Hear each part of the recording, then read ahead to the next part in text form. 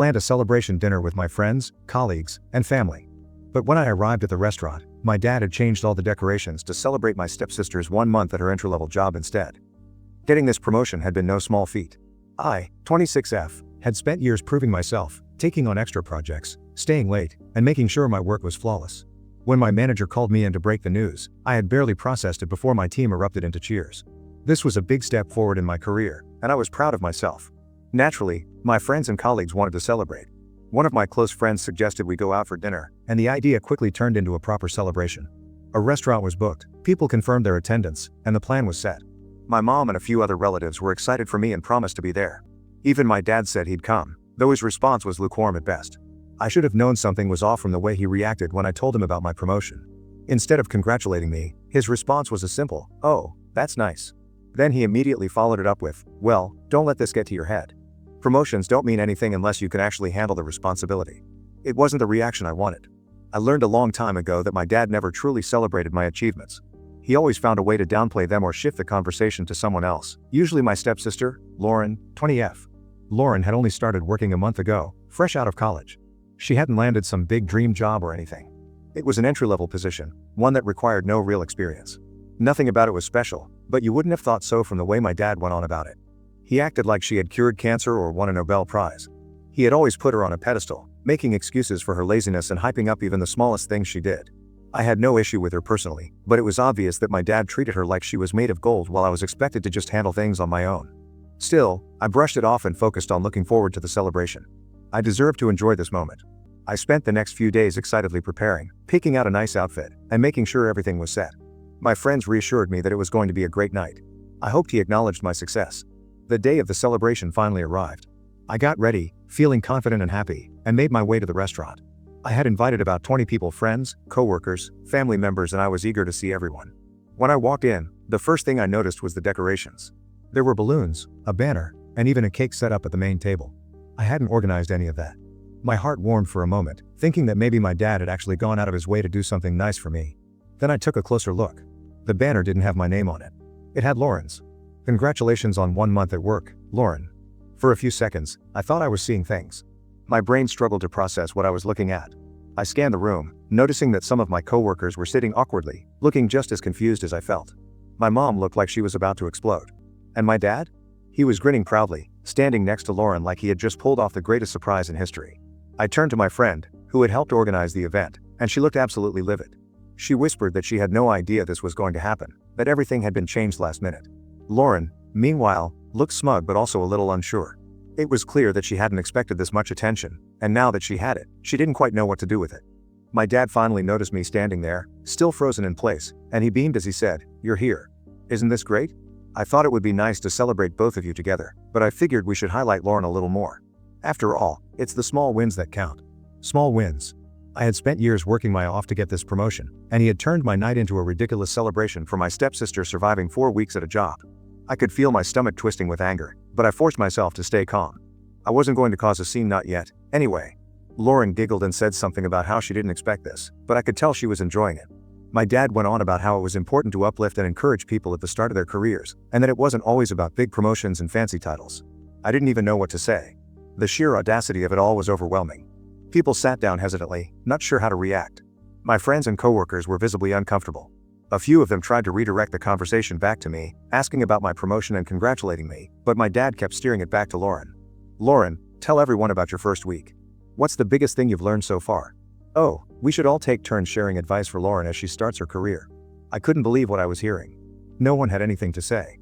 What was there to say? Good job on showing up to work every day. The room filled with awkward silence, and the only sound was the faint clinking of utensils as people shifted uncomfortably in their seats. Lauren tried to play along, but she clearly sensed the awkwardness too. The forced smiles, the half-hearted applause, it was obvious that no one cared. I sat there, watching it all unfold, waiting for my dad to realize just how badly he had miscalculated. But he remained completely oblivious, still pushing the idea that Lauren's small win was just as important as my years of effort. At one point, my best friend leaned over and whispered, "This is the most ridiculous thing I've ever seen. Do you want to just leave?" I was tempted. Every second that passed made it harder to sit there and pretend I was okay with what was happening. But a part of me wanted to see how this played out. I wanted to see my dad's face when he finally realized that no one was going along with his nonsense. So I stayed. and I watched as my dad's big plan slowly crumbled under the weight of its own absurdity. He had expected a heartfelt, joyous reaction from the crowd, maybe even some enthusiastic speeches about how impressive her accomplishment was. But instead, there was just silence. Uncomfortable, heavy silence. People looked at each other, unsure of what to do even after he repeated himself multiple times. A few gave Lauren polite nods and a couple of weak claps, but no one was actually excited. I could tell my coworkers were debating whether they should just leave, but they were too polite to cause a scene. Even Lauren, who was initially basking in the attention, started shifting uncomfortably in her seat. I could see the embarrassment on her face. My dad, however, was still determined to make this work. He tried to start up a conversation again, asking Lauren to share what she'd learned in her first month on the job. She blinked and muttered something generic about how it's important to be on time and teamwork is essential. Another pause. More silence. My best friend leaned over and murmured, "She's just describing the back of an employee handbook." I had to bite my cheek to keep from laughing. My dad, still not getting the hint, turned to my mom and encouraged her to say a few words about Lauren's journey. My mom, who had been visibly fuming this whole time, gave him a long, withering look before speaking. She said it was nice that Lauren was settling into her job, but that tonight was supposed to be about me and my promotion, a promotion that I had worked incredibly hard for. Then, in the most pointed tone possible, she added that real achievements deserved real recognition. The meaning behind her words couldn't have been clearer. I was surprised she kept quiet for so long. But my colleagues were with me and I know she didn't want to embarrass me. Unlike my father, she was actually a good parent. My dad's face darkened for a second, but he forced out a chuckle, waving a dismissive hand. He said there was no need to compare accomplishments, and that supporting each other was more important than personal recognition. That was when I finally lost my patience. I turned to him and calmly asked why he thought it was okay to overshadow my celebration for something as insignificant as 1 month at an entry-level job. He scoffed, saying that I was overreacting and that I should be mature enough to share the spotlight. I reminded him that this wasn't sharing, this was taking over. My promotion celebration had been planned for me. My friends, my coworkers, and my family were here to celebrate something I had worked years for. And yet, the moment he had a chance, he turned it into some ridiculous event for Lauren, acting as if we had done something equally important. My voice remained steady, but the irritation was clear.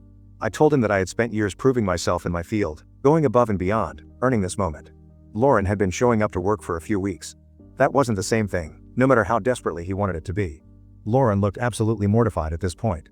She was smart enough to realize how ridiculous the situation was and, unlike my dad, she wasn't determined to force it to work. She kept her head down, fiddling with the edge of the tablecloth. My dad, however, was still clinging to his delusions. He shot back that I was being selfish, that I had more than enough recognition, and that it wasn't a big deal to let Lauren have some attention too.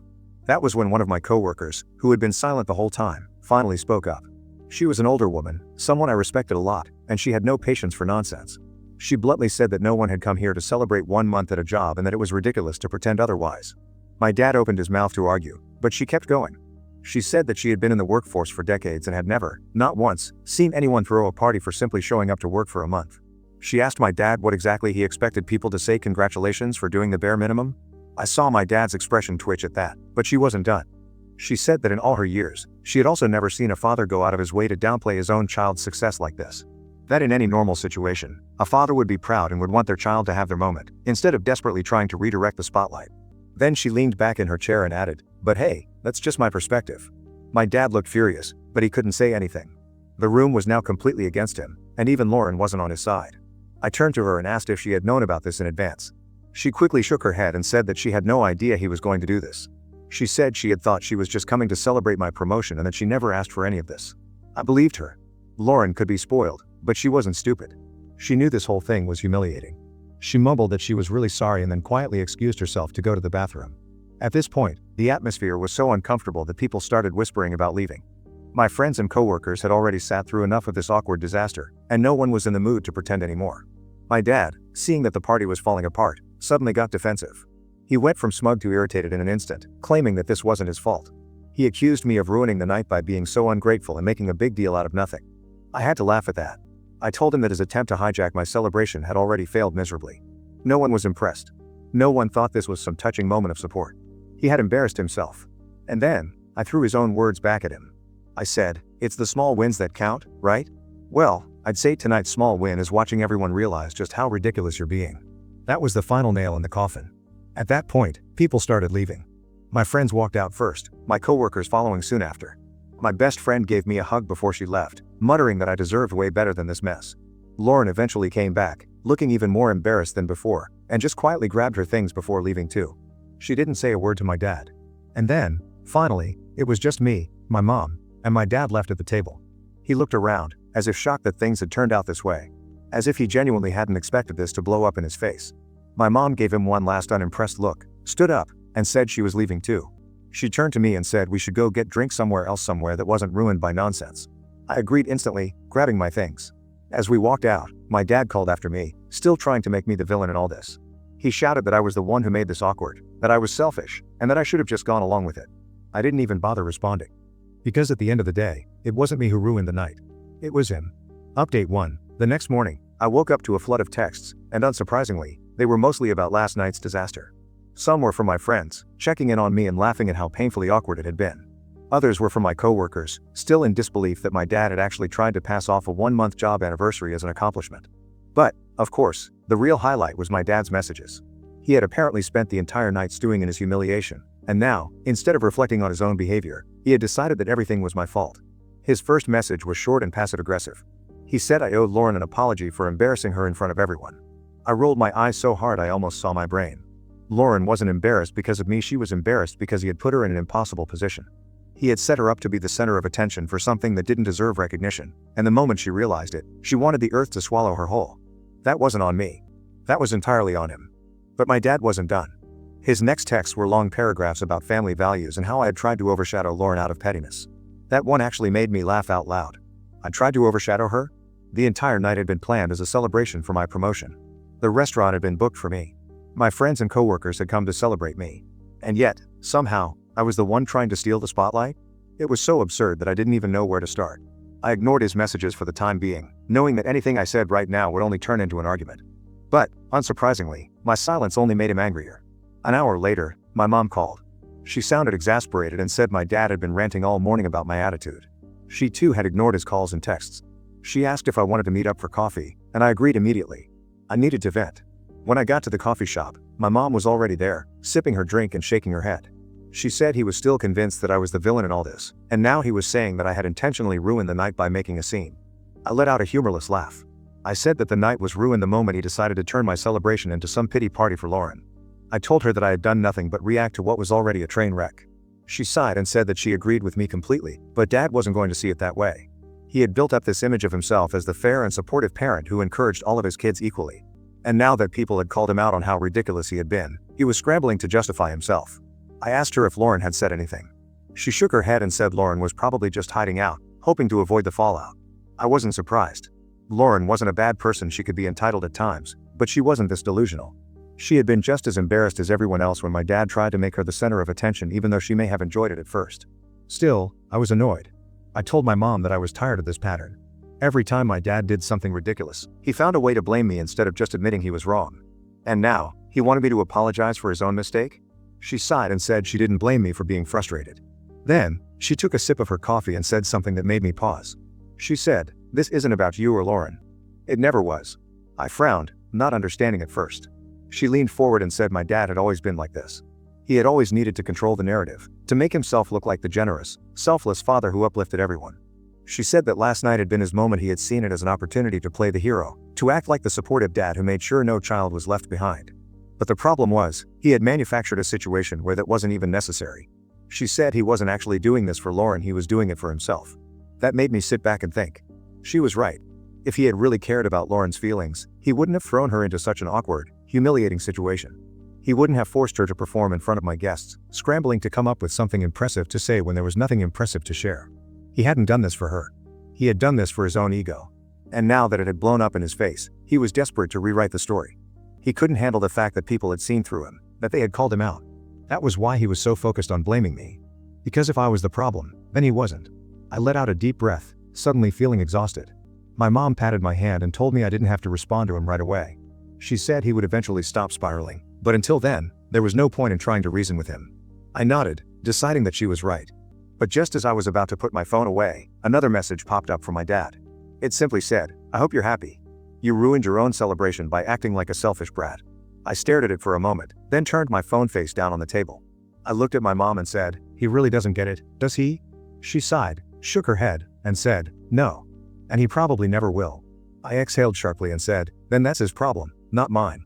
Update 2. I spent the rest of the day ignoring my dad's texts. Every time I saw his name pop up on my phone, I felt my blood pressure spike. But instead of engaging, I focused on myself. I went for a long walk, blasted music in my headphones, and tried to clear my head. I kept replaying my mom's words in my mind, how this was never really about me or Lauren, but about him. She was right. This wasn't the first time he had pulled something like this. Maybe not as blatant, but he had a habit of shifting the spotlight whenever I achieved something, either by downplaying it or making it about someone else. I thought back to when I graduated college. My dad had barely acknowledged it because Lauren was struggling to pass her classes at the time. He had said I should be considerate and not make her feel bad. Then there was the time I got my first job. Instead of congratulating me, he had gone on about how Lauren was still figuring things out, as if my success was a threat to her. Now, I had gotten a major promotion, something I had worked so hard for, and he had decided that Lauren completing 1 month at her job was equally deserving of a celebration. And then, when it all blew up, I was the one getting blamed. I couldn't do this anymore. I wasn't going to keep letting my dad rewrite reality to make himself feel better. I wasn't going to apologize for expecting to be celebrated in my own right. So I made a decision. I was done trying to make my dad see my worth. If he wanted to pretend that I was the villain in this story, that was his problem. I wasn't going to waste any more energy proving myself to someone who refused to acknowledge my hard work. That night, I finally responded to his messages. I told him that I wasn't going to apologize because I had nothing to apologize for. I said that he had made a fool of himself, and instead of taking accountability, he was lashing out at me to protect his ego. I said that if he couldn't be happy for me without making it about Lauren, then maybe it would be best if he just stopped pretending to care altogether. Then, I muted the chat and went to sleep. The next morning, I woke up to even more messages from my dad, and they were even more dramatic than before. He called me disrespectful and said I was selfish beyond belief. He said that I clearly didn't care about family and that my ego had gotten too big. Mine or his? I just rolled my eyes and deleted the messages. A few hours later, I got a call from Lauren. I hesitated before picking up, expecting her to take my dad's side, but to my surprise, she sounded embarrassed. She said that she didn't blame me for what happened and that she wished my dad had never done any of that in the first place. She admitted that she had felt humiliated when everyone awkwardly clapped for her, and she was frustrated that our dad was now making this into a bigger mess. I told her that I appreciated her saying that, but I also asked why she hadn't spoken up sooner. She sighed and said that she had told our dad that she didn't want to party, but he had insisted. And now that it had backfired, he was doubling down instead of just admitting he was wrong. I asked if she was going to tell him to stop blaming me. She hesitated before saying that she would try, but she wasn't sure if he would listen. Even Lauren knew how to keep up appearances. I thanked her for calling, but deep down, I already knew that it wouldn't make a difference. My dad never admitted he was wrong. Later that evening, my dad decided to take things a step further. Since I wasn't engaging with him, he sent a long-winded message to our entire family group chat. He went on about how disappointed he was in me, how I had disrespected the family, how I had turned my back on my own sister for my own selfish reasons. He painted me as some cold, heartless person who refused to celebrate other people's wins, completely ignoring the fact that this was my celebration in the first place. It was so ridiculous that I just laughed. But the best part? Nobody in the family agreed with him. In fact, most people were completely ignoring his message. The only responses were from one of my aunts and a cousin, both of whom just sent vague, "let's all calm down" kind of messages, clearly trying to stay neutral. No one was rushing to defend him. No one was telling me that I was wrong. Because they all knew. They all saw exactly what had happened or had at least heard about it. And that must have driven my dad crazy. I wasn't going to waste any more energy on this nonsense, and if my dad wanted to keep playing the victim, then that was his problem. I don't have to keep proving myself to someone who refuses to see me. I had spent so much of my life waiting for my dad to acknowledge my hard work, to celebrate me the way he celebrated Lauren. But he never would. Not because I wasn't worthy, but because he needed to keep pushing this ridiculous narrative where I was the problem and Lauren was the one who needed uplifting. And if that was the story he wanted to tell, then fine. I just wouldn't be a part of it anymore. Update 3. A week later, I had another celebration, this time, the way it should have been from the start. It wasn't anything over the top, just a nice dinner with close friends, some coworkers, and the family members who had actually supported me. My mom came, of course, and so did some of my aunts and cousins. But this time, there was no last-minute hijacking, no awkward forced applause, no one trying to turn the night into something it wasn't. Just me, surrounded by people who were genuinely happy for me. I hadn't invited my dad or Lauren. Not out of spite, but because I had finally realized something: I didn't owe them a spot in my happiness. If my dad was going to keep making everything about Lauren, if he was going to keep finding ways to undermine my achievements, then why should I keep giving him the opportunity? Why should I keep letting him into spaces meant to celebrate me when all he ever did was shift the attention elsewhere? I was done. From now on, I was going to handle him the same way I handled distant relatives I barely saw. If we happened to be at the same family gathering, fine. I'd be polite, I'd make small talk if needed. But I wasn't going to invite him into my life anymore. He wasn't going to be at my celebrations. He wasn't going to be in my corner. He had made it very clear where his priorities lay, and I wasn't about to keep begging for a spot on his list. I wasn't even going to have some big, dramatic conversation about it. No fights, no ultimatums, no long-winded explanations. Just a slow, steady, quiet removal of him from my life. If he noticed, that was his problem. If he didn't, even better. I felt in control of my own happiness.